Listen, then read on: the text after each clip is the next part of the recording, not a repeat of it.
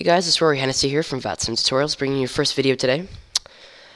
So today's video is going to be on IFR clearances and VFR clearances, and a few tips that you might find when we're going to focus on flight planning here for an IFR or VFR flight plan, and then receiving your clearance from ATC, and what to do if you're on unicom and there's no ATC, but you're opening up an IFR flight plan or a VFR flight plan. So we're going to start here with flight planning. So I'm going to do an example today. Let's say I'm flying from LA, so KLAX, which is the Los Angeles airport, to Newark Kennedy.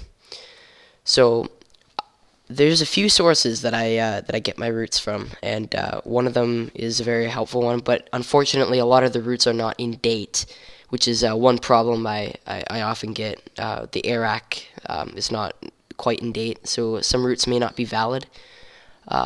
Like little things as in departures are not quite in date. It might be the loop 7 when it's actually the loop 8 departure. But that's fine. They're basically the same thing. So that's one route. We'll check that out right now. Sim routes. And all you need to do is click search routes. And I'm departing from KLAX to KJFK. And I'll get all routes. You can pick between here if you want. You can obviously see there. So tech route, military, international, low altitude, high altitude, and all domestic. So all domestic is basically you'll stay in U.S. airspace the whole way. So all operations, you can select those. If you want noise abatement, if you want RNAV. And then obviously route distance. I just leave everything because I'm open to anything. So I am going to just click find plans, and you can see here. This is my example here for LAX. This is the loop 6 departure when the current departure is the loop 8, and the ocean 5 is current, or sorry, the ocean 6 is current when the ocean 4 it says here. So usually I click the top one, and if that doesn't apply for my specs of the flight, then I just click the second option. There may be 50 options, and maybe only one option. So I'm going to click the second one.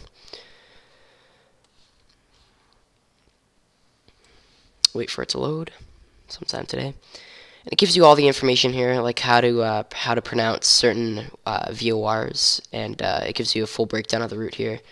A nice map of where it'll be taking you, and then obviously there's METAR information up here, and all your information on your aircraft type. You can even export the flight plan for P3DX, plane, FSX, everything there. So there's one way that I get my routes. Another way is if you have a SimBrief account. I'm not going to go to that website because that's it all depends on if you have an account. But if you have an account, I'm assuming you know how to use it. So that's another great way. And another way is simply flight aware. And this is very useful because they're very in-date. You can see what the real aircraft take. And basically my method of searching it is either I actually go on the flight aware website. And it's bringing me right to a flight that I've already done. So here we go. Here's an example right here. I was flying from Halifax to Montreal in the Dash 8Q400. Here's my route here. It shows the filed altitude and how long it took. But for our example here, we'll go click right here where it says all and bring it down to route. Origin is KLAX, then KJFK. Yes. And then we'll track it. So here are all your options here, and as you can see, these are not like from 4 or 5 years ago. Some of them are actually on the way right now. You can see on the way. I'm assuming you guys have seen FlightAware, but for those of you who don't, it's a very, very handy tool for tracking flights and stuff like that, finding routes and altitudes. So let's just click on this one that's already arrived. It was Delta 234, Boeing 757-200, and it just went last Tuesday.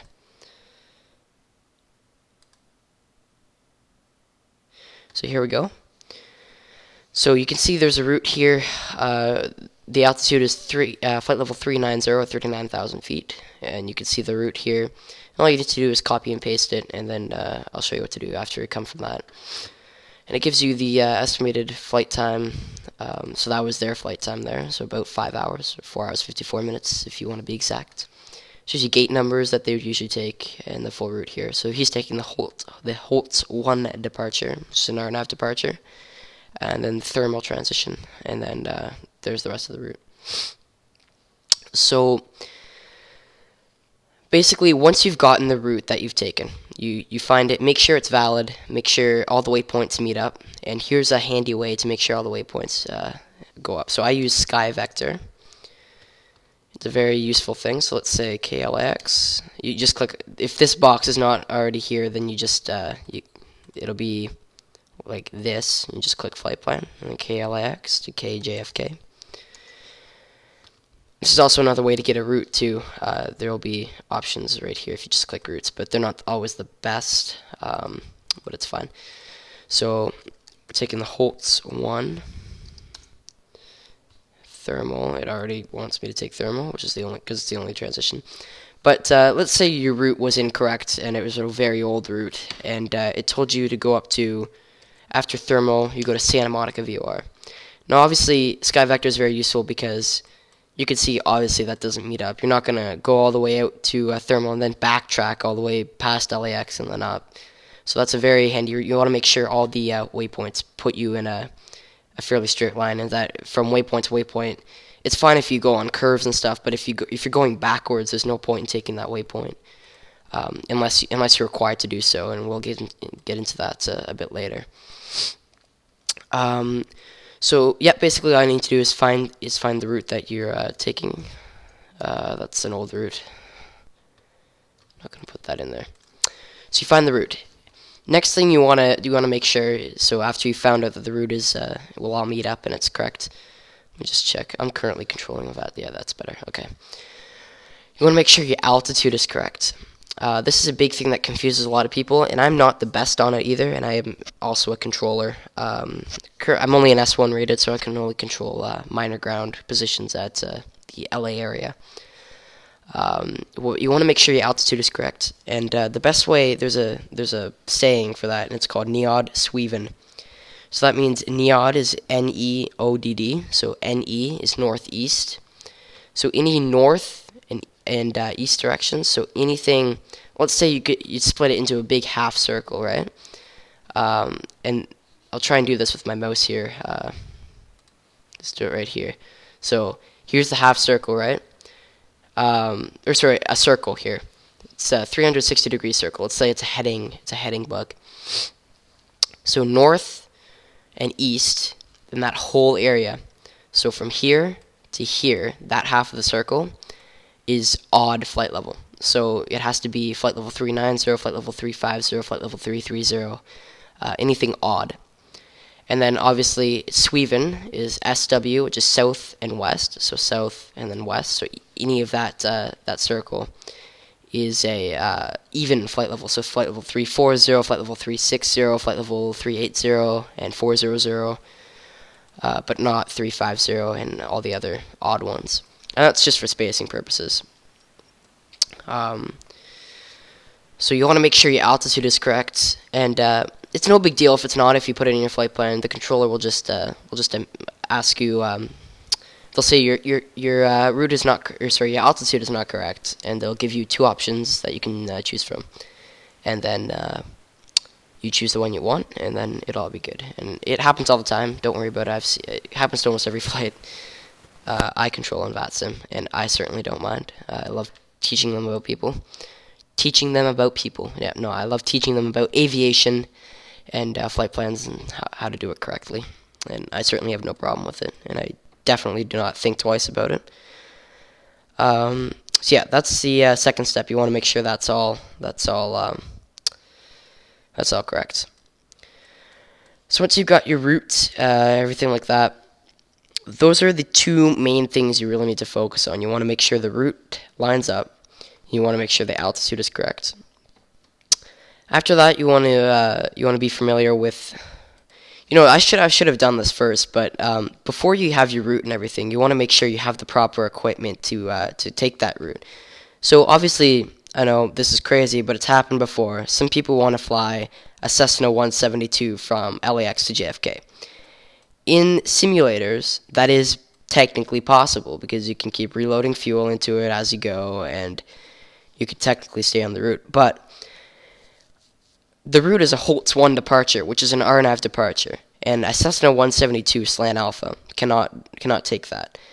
They don't have the proper equipment on board, whereas a 747, or in this case the 757-200, can take that because it has the proper equipment on board, and it's a Slant Lima aircraft. I'm not going to get too in-depth into equipment suffixes because that's a very complicated topic. And I'm also, again, I'm new to controlling, and I'm not the biggest expert on that. And it's something that you can I'll feature in another video.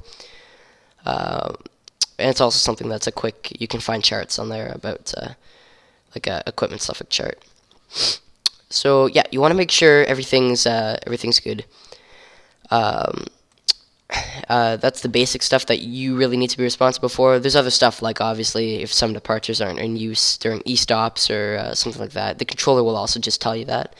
And that's not a big deal if you don't know, but it's always good to know if they're in e-stops or if they're in west ops or north or south ops. So after you've done that, there's two ways to file a flight plan, and they have the same options on it. I usually excuse me. I usually pre-file on Vatsim, the website. That was completely messed up. So a quick just Vatsim pre-file Google search will do the trick. You can also access it from the Vatsim website, and you can see here you have a bunch of options here. So I'm not actually going to be filing flight plan, but I'll tick in all the boxes here. And I'll talk about them each.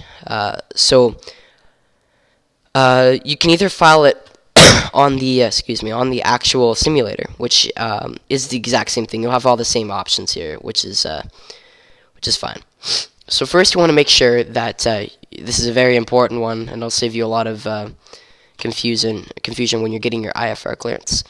So you want to make sure the type is correct, and you want to know the difference between visual flight rules and instrument flight rules. So obviously, if you have that route that we discussed here, I'll take this one. I'm just going to copy and paste it because it'll come in handy. There we go. Obviously, if you're going to file this route, you can't tick in VFR because that's just not right. You can't fly VFR during this route. You just can't do it. It's an IFR route. So you want to make sure that you have the right box ticked. So IFR. You want to make sure the call sign is correct, and here's one problem a lot of people do. You don't spell out the call sign. You don't go Delta 532. That's not correct. You need to find out the airline's ICAO code. So it's a little 3-digit code that shows up on radar instead of going Delta or American or Air Canada, right? That's just obviously takes up a lot of radar space. And sorry, I have a bad cough. Excuse me. Okay, and it saves up a lot of. It's just easy. So you want to make sure that you have the right ICAO code for. Somebody is calling me on Skype. You know what? Do not disturb. Make sure everything's good here. Everything is good there. Perfect. Sorry about that. You want to make sure the ICAO code is correct, and you know what? A simple Wikipedia search is that. Just search up the airline, Delta Airlines. You'll get Delta Airlines Wikipedia right there, and you can see the ICAO code right there. DAL in this case, Delta Alpha Lima. You could also do it for Air Canada, ACA. There's the ICAO code. So it's a simple way of doing it. So in this case, we're doing Delta, what was the call sign? 234. You also want to make sure, I'll put this link in the description. This is actually a very, oh god. Okay, there you go. We need to figure out the ICAO code for the aircraft type and equipment suffix. So again, I'll feature equipment suffix in a different video probably. But you want to figure out the proper aircraft ICAO code. So I'll leave this link in the description. It's a very handy website. It's this website where you can search for aircraft. I'm still getting used to it, but I'll put the link in the description once again. So all you need to do is search the manufacturer. So we're flying a Boeing aircraft, so I'll go Boeing. You get all these options of all the Boeing aircraft. And the main box you want to be looking for is type designator right here. That's the ICAO code for it. So we're flying a Boeing 757. So let's go where it says 757. There we go, 757-200 right there. And you can see right here it says B752. So that is the ICAO code that you need to put right there. And obviously, if you're a Vatsim veteran, or if you know a lot about airplanes and you're just not so familiar with Vatsim, you'll know a lot of the ICAO codes. Obviously, an A380 is just literally A380. Boeing 737-700 is just B737, and then a 737-800 is just B738. So in this case, we're flying a 757-200, so B752. We are a slant Lima aircraft, so we'll put /L, or that forward slash is called a slant. Now this is one thing that really doesn't matter in Vatsim, but if you want to be realistic, you might as well. The controllers cannot see this when you file the flight plan. It's the true airspeed, or TAS. So I usually keep it around the 500. It's not your actual indicated airspeed; it's the true airspeed. I just usually put 500. That's really not a big deal. Again, you can look on FlightAware and find what the real flight file in this case is 456. So we'll just put 456. 456. There we go. And departure point and arrival point. This is very important. You can't just put LAX. You have to put the actual ICAO code. And I'm assuming you guys can figure that out. Once again, it'll be on FlightAware, LAX, JFK, or K, LAX, K, JFK. And it'll be on SimRoots too, K, LAX, K, JFK. And if you don't know the proper, again, you just search it up, and you'll get tons of options there. So we are going Kilo Lima Alpha X-ray, so KLAX. And we can just put the destination down here, KJFK, Kilo Juliet Foxtrot Kilo. Proposed departure time. This is another thing that the controllers cannot see. You can, if you're doing FlightAware, you can see. Sorry, you might have just noticed a cut there. Phone just rang. So Kilo Lima Alpha X-ray KJFK. That's good. If you're doing the flight in real time, then you just obviously put the time of departure. And if you're not doing real time, just put your estimated time of departure, and you can even just leave it blank. It actually won't let you leave it blank if you're on the website, but it will on the sim. So you know what? Just put a random number. In this case, let's say I'm planning to depart. It's in Zulu time, so that's Greenwich Mean Time. So let's play. Planning to depart at 2200 Zulu. So put that there. Obviously, cruising altitude is important. We discussed that, making sure it's correct. So there's two options for this. You can either put 39,000 feet, or you can put FL, which stands for flight level 390. And the transition altitude in the United States is 180, so 18,000 feet. So that's the point when it transitions from altitude to flight level. So in this case, that's way above transition altitude, so we'll put flight level FL 390. And the controllers will completely understand that. That's one thing the controllers can see. Here, I'll just point out what they can see. They can see the type, they can see the call sign, they can see the aircraft, departure point, cruising altitude, destination, route, voice capabilities, remarks, alternates, and the Vatsim ID and password, not the password, Vatsim ID and aircraft home base. So just want to make that clear. So everything's there. That's good. Estimated time and route, hours and minutes. Again, this is not a big deal. It's just Vatsim. So you can look on FlightAware, or you can do your own calculations and see how long it will take with the wind speed and everything like that. So 4 hours, 54 minutes, might as well just estimate an hour. Or, 5 hours. So 500. Voice capabilities. This is actually very important. So, full voice is when you can transmit and both receive and transmit voice on Vatsim. Receive only is when the controllers will talk to you, but you will respond via text. And text only is when you're transmitting both ways. They're transmitting to you on text, you're transmitting to them on text.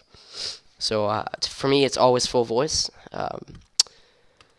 And then the remarks is optional. You can put, the professional stuff, all your TCAS and equipment and everything on board, or you can just put, you can put your departure gate, gate E20, whatever. You can put anything. You can just leave it blank. You can put, I'm using X squawk box. You can put all charts on board. It's always helpful to let them know if you can't accept a departure or arrival, then you just put no charts. Um, and it's very helpful. They'll always read that. But this is a very important thing right here. Remarks are not. It's optional. It says right there, so it's not. It's not too important. Fuel on board. This is another unimportant thing. Just put however much fuel you have. So I usually fly with about 2 hours over. So just 7 hours there. Alternate airport. It's also optional. If you don't have one, just put none right there. Um, if you do have one, then obviously just put it in. So I'll do. CY was it. It's far away, but whatever. And obviously your full name, Rory Hennessy from Halifax Airport, CYH said. And then once you feel everything is correct, then you just click File a Flight Plan, and it'll say, once you've done it, it'll say that your flight plan will be retained for 2 hours. And as soon as you log on with the correct call sign in aircraft, it'll show up to the controllers.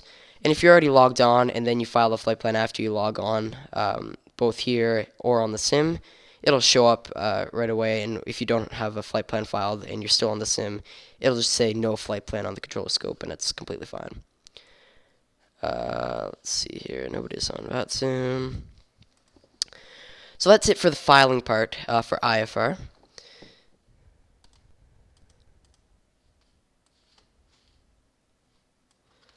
LA Center's closing at 10. Okay.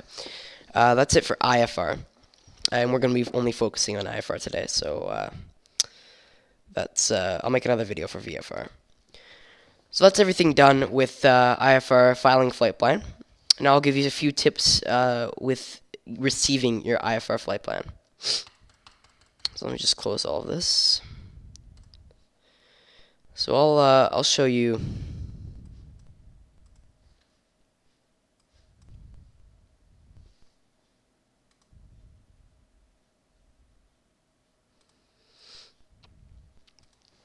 Okay, so here is I use two ways. I usually sometimes well, that makes sense. I sometimes have a notepad and pen right beside me, and I sometimes use my laptop. So in this case, I usually put the same thing down. Just my writing's a bit more messy than the computer, obviously. But there's an acronym that will really help you with copying down clearances, and it really helps actually controllers with the order of IFR clearances. And that's called the CRAFT acronym. So it's just C-R-A-F-T, CRAFT. Whoops, there we go, CRAFT. So C stands for clearance limit, so that's you're cleared to your destination airport via, and then your routing. So R is route, A is altitude, F is frequency, and T is transponder, or your squawk code. So as you just put 2 dashes there, just so you know it's being spaced. There we go. So if you already know the basic stuff, like you usually will know your clearance limit. So I just put that in before I even receive it. So John F. Kennedy. I am so un-American. Let's just put New York. There we go. So there's some basic stuff you already know. You already know your route. You already know your departure frequency, whatever. But I usually just leave it blank here. So you're all ready to copy down your clearance. So how do you actually receive your clearance? Well, you call up the appropriate ground clearance, whoever is going to be controlling your clearance. It might be center, it might be approach, it might be tower, it might be ground, it might be actually clearance. So you just call them up, and here's the information you need to know. They need to know your call sign, your full call sign. You can't just say 432. You need to say Delta 432 or Delta 234 or whatever. Call sign full. Let's just put full call sign. Okay, they need that. Most likely they'll need your aircraft type. So in this case, we're flying a Boeing. Make sure you include the manufacturer. So Boeing 757-200, we're Slant Lima. Boeing 757-200. Make sure you have confirmation of the weather. So if there's an ATIS online, then you say that you have information Bravo or information whatever. And if there is no ATIS online, just let them know that you have the weather. And if you don't have the weather, make sure you pick it up. And the simple way is just searching up METAR reports for airports. So confirmation of the weather. So either with the weather or with information, whatever. Confirmation. We'll try it. You know what? Spell correct's my friend. Confirmation of the weather. Confirmation of the weather there, and then where you're requesting IFR to. So you can say this many ways. You could say request, or sorry, I'll get into that later. And then you need your request. So there you go. So here's an example for our flight. Here's what I would do. I would say LA clearance, United 234, Boeing 757-200 Slant Lima with information Bravo on board. Request IFR to New York Kennedy. So, and some people like to say as filed. That just bugs the controller sometimes because, what if we can't give it to you as filed and we'd have to amend something? And it just kind of annoys the controllers when that happens. It's fine, but sometimes I catch myself saying it. But there's no point. Just request IFR to wherever. That's all you need. They'll know what you're talking about. So yeah.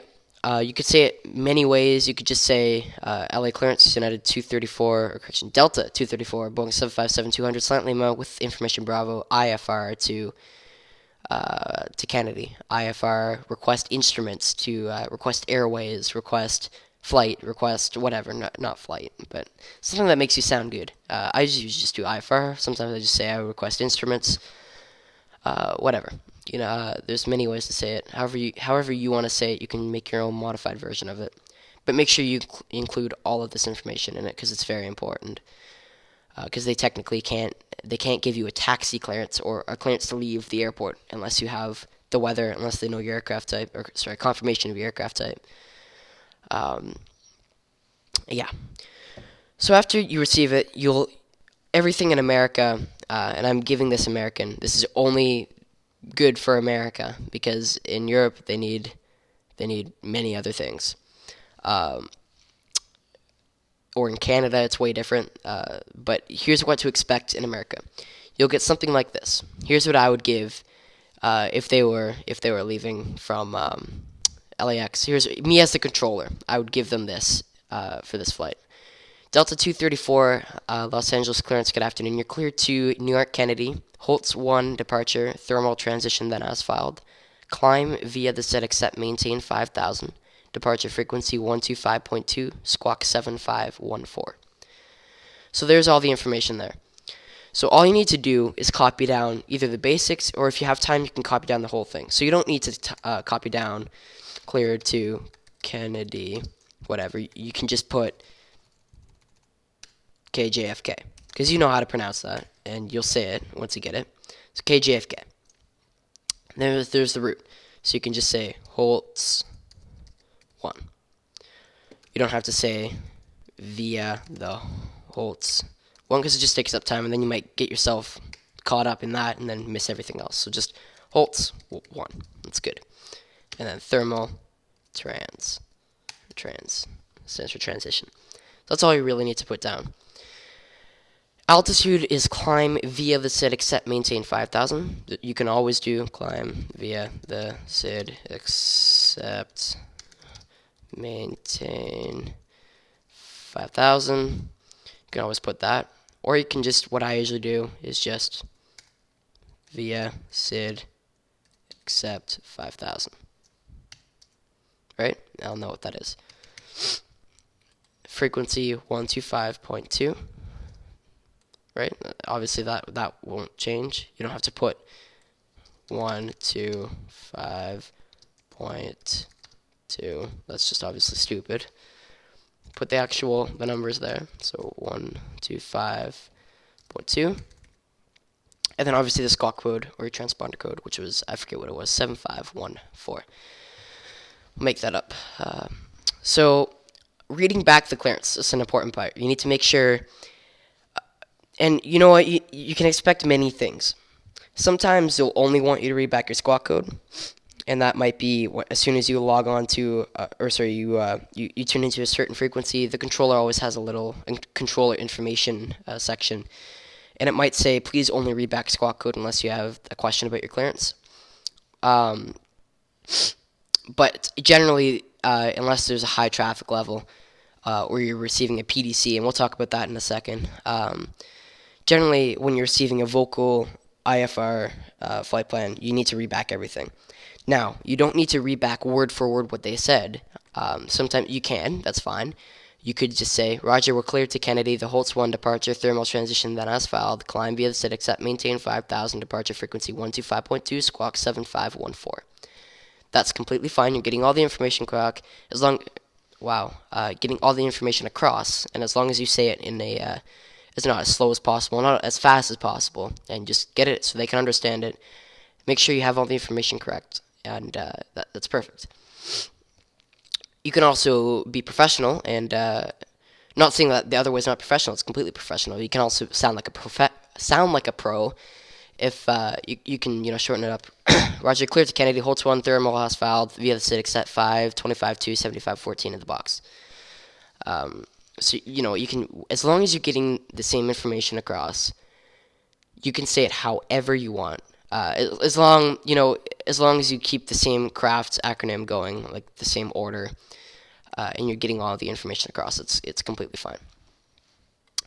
And then usually on Vatsim they'll say read back correct, expect a certain runway for departure, and either pushback is at your discretion, and advise whether to taxi. And they might say what information is current.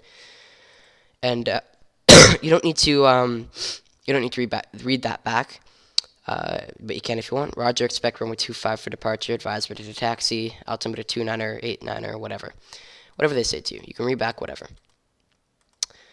The only thing that you shouldn't read back is when they say standby, which literally means shut up. That's another lesson. Do not acknowledge a standby. But we'll get into that in a different video of basic lingo. So there we go. And once you've read that back and they've confirmed that your readback was correct, maybe it wasn't correct, and they'll just say verify. It's the Holtz 1 departure. You might have read that back wrong. Verify departure frequency. Verify squawk. Verify you're cleared to Kennedy. They might even ask you for your aircraft type one more time because you might have filed it wrong. Whatever. As long as it all turns out in the end and you've gotten it all across, don't be afraid to ask them questions. If they give you a random departure that you didn't file, that could always happen. Just always make sure if you don't get it, because it's always better to ask. If you don't know what they're saying, just say, can you please try that over text, because we don't know what you're saying. Controllers really don't care, no matter how busy they are. And that's coming from one myself. We always like to encourage people to fly and not scare them off. So don't ever be afraid to ask a question. It's actually appreciated. Then trust me, we'll get way more frustrated once you get up in the air and not know what to do, and then fly a random departure than flying the proper one. And making sure you have the proper one on board, making sure you know how to fly it and everything like that. So there's your basics on the IFR flight plan. Once you've received your readback as correct, you'll be either handed off to ground, or after that you just push back at your discretion, unless you're pushing back onto an active taxiway. We'll obviously get into that. But that's it for the clearance session of